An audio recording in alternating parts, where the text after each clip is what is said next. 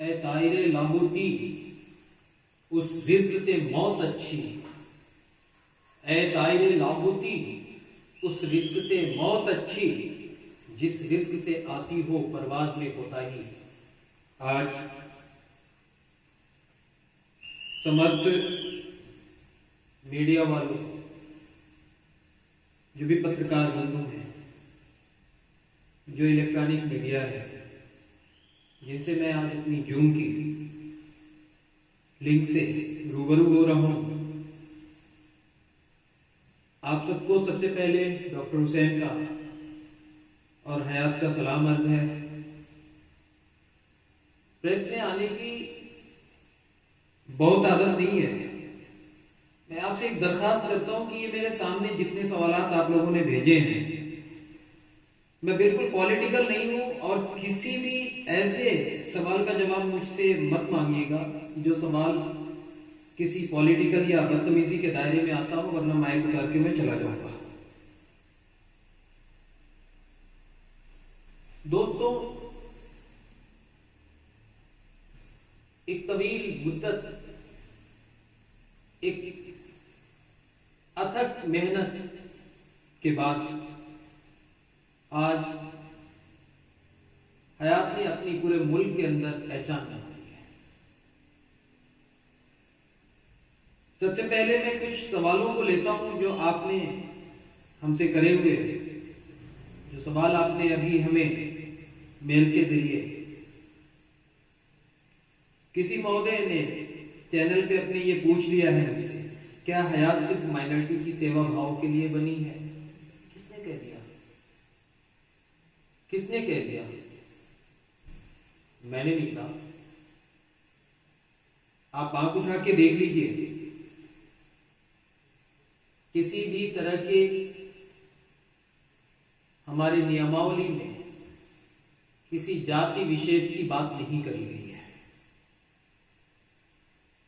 जमीन पे 1074 कौमों के मानने वाले हैं और हम सभी के लिए, हयात के लिए, सब एक इंसान है और सबकी सेवा भाव अगर वो हयात से जुड़ते हैं तो बराबर की जाएगी। मैं पत्रकार बंधुओं से ये कहना चाहता हूं कि ये जातिगत विशेष बातें हाथ जोड़ के निवेदन कर रहा हूं कि आप राजनीतिक पार्टियों तक रहने दें तो ज्यादा बेहतर है, क्योंकि हम भारत के लोग हैं, हिंदुस्तान ही मेरा मुल्क है और मजहब अगर कोई मुझसे पूछेगा तो इस्लाम, और फर्ज मेरा कोई पूछेगा तो खिदमत है।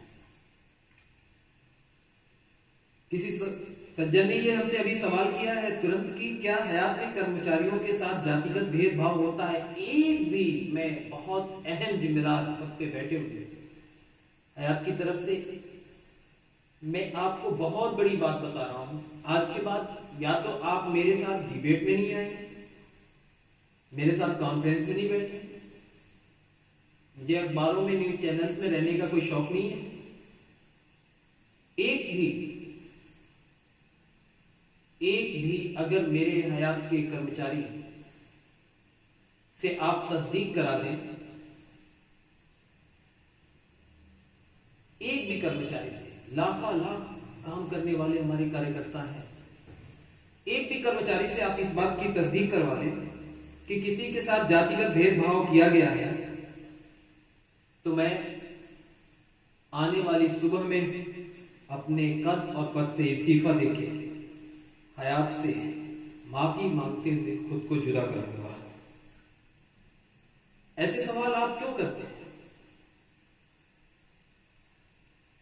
मैंने उत्तर प्रदेश के 30 जनपदों के रीजनल मैनेजर्स में 17 जनपदों के रीजनल मैनेजर्स को हिंदू वर्ग से चुन के स्थापित करा है। 13 डिस्ट्रिक्ट रीजनल मैनेजर जो है वो मुस्लिम है। आज 2 नए जनपद के भी हमने रीजनल मैनेजर नियुक्त किए हैं। फैजाबाद और बस्ती ये दोनों क्रिश्चियन धर्म से आते हैं। आप खुद ही सोच के बताएं कि हयात में कर्मचारियों के साथ कहां जातिगत भेदभाव होता है। हमारे बीपीओ सेंटर्स में हमने वरिष्ठता के आधार पर नियुक्ति करी। हमारे बीपीओ सेंटर्स में आज भी 55% से ज्यादा गैर मुस्लिम कार्यकर्ता कार्यरत हैं। ये सवाल आप एक पॉलिटिकल स्टेज पे आके पूछेंगे तो काफी अच्छा रहेगा। मुझे ऐसे सवालों के जवाब देने का कोई शौक नहीं रहा, क्योंकि आज ही जनाब आरिफ साहब ने मुझे कुछ अल्लामा इकबाल रहमतुल्लाह अलैह की लाइनें सेंड करी थी। उसमें से एक लाइन ये भी था कि मैं अकेला ही चला था जानिबे मंजिल। मैं तो धर्म ही नहीं पूछा, मैंने तो कभी कौम की बात ही नहीं करी। हिंदुस्तान में इंसानियत और खिदमत को अपना जरिया बनाया। तो आज ये बात आपके सामने रखने में बड़ी खुशी हो रही है मुझे कि मैं अकेला ही चला था जानिबे मंजिल, मगर लोग साथ आते गए, कारवां बनता गया। हमने कब कहा आपसे कि आप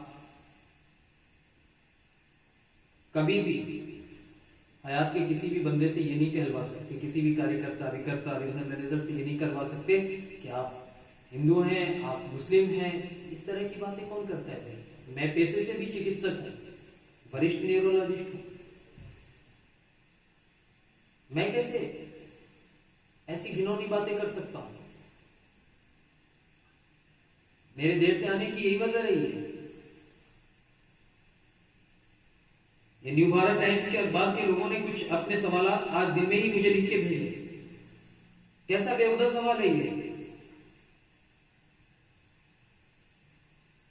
जात लड़ाते लड़ाते शिक्षा के स्तर को आपने जमीन पे गिरा दिया। स्वतंत्रता का चौथा स्तंभ पत्रकारिता को क्या दफन करके ही मानोगे क्या?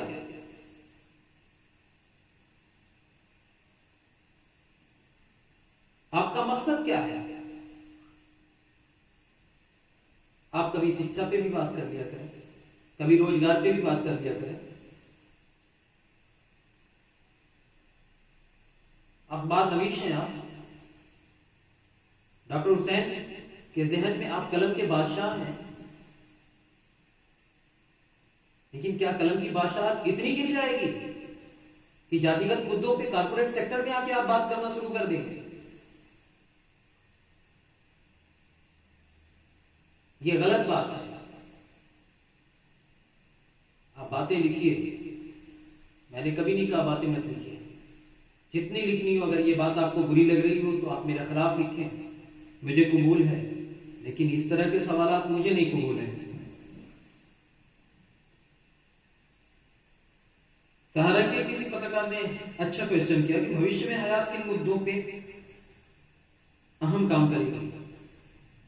मैं पहले भी क्लियर कर चुका हूं। सहारा के इस पत्रकार का सवाल काफी अच्छा लगा मुझे। मैंने पहले भी ये क्लियर कर दिया था कि हयात कॉर्पोरेट सेक्टर, हयात हेल्थ सॉल्यूशन, हयात कॉर्पोरेट सेक्टर की जो सिस्टर कंसर्न है, जितनी भी हैं ये ब्रांचेस हैं, हम हयात वाले 3 मुद्दों पे काम कर रहे हैं पूरे हिंदुस्तान के अंदर। पहला मुद्दा हमारा स्वास्थ्य के ऊपर है। स्वास्थ्य से हयात की मुराद ये है कि हयात हेल्थ सॉल्यूशन की विंग जो है वो ये चाहती है कि गरीब से गरीब व्यक्ति तक भी सस्ता से सस्ता इलाज उसके दरवाजे तक उस तरीके से पहुंचे जो एक वीवीआईपी पर्सन के घर पहुंचता है। हयात का द्वितीय मुद्दा यह है शिक्षा का विस्तार, शिक्षा का आधुनिकीकरण और शिक्षा के गिरती हुई स्तर को अप करने का काम। हम जिम्मेदारी लेते हैं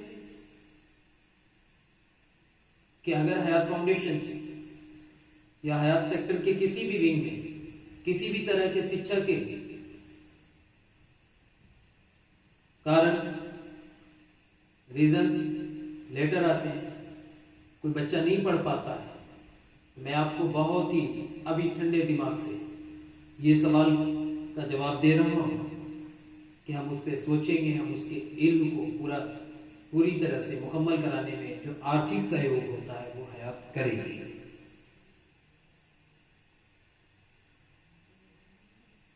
मुझसे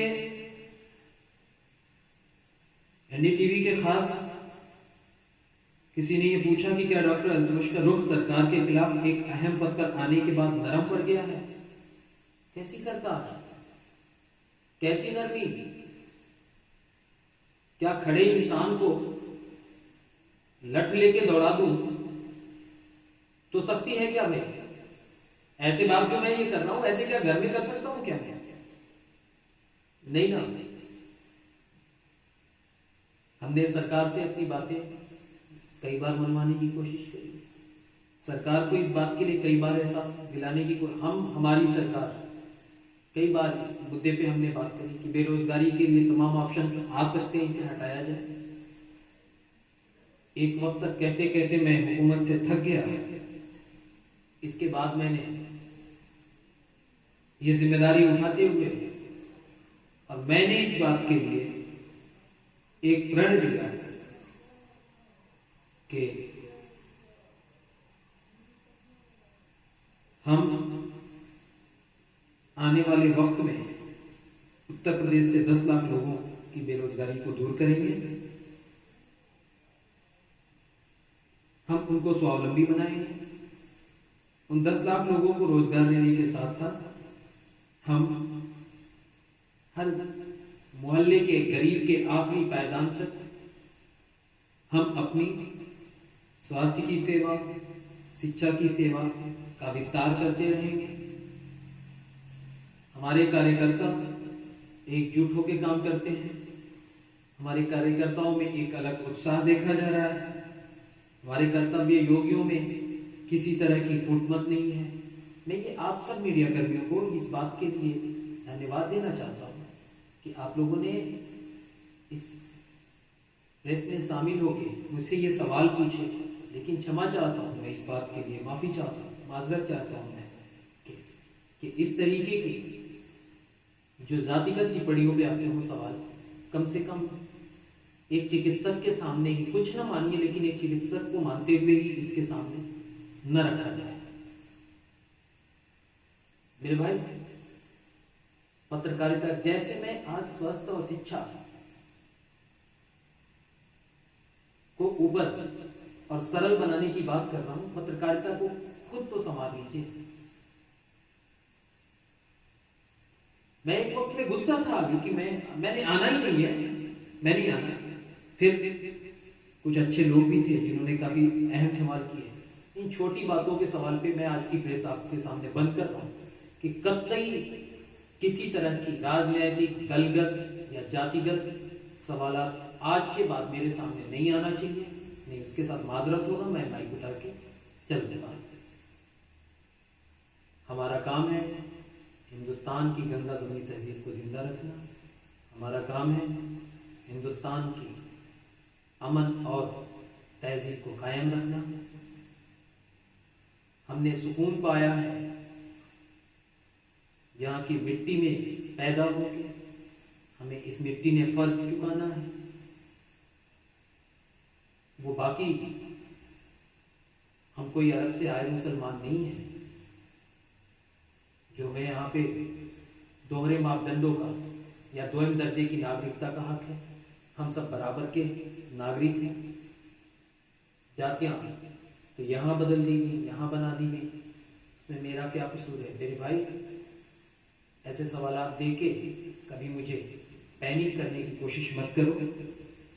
मैं आपसे इन्हीं चंद बातों के साथ विदा लेता हूँ। अल्लाह हाफिज, जय हिंद।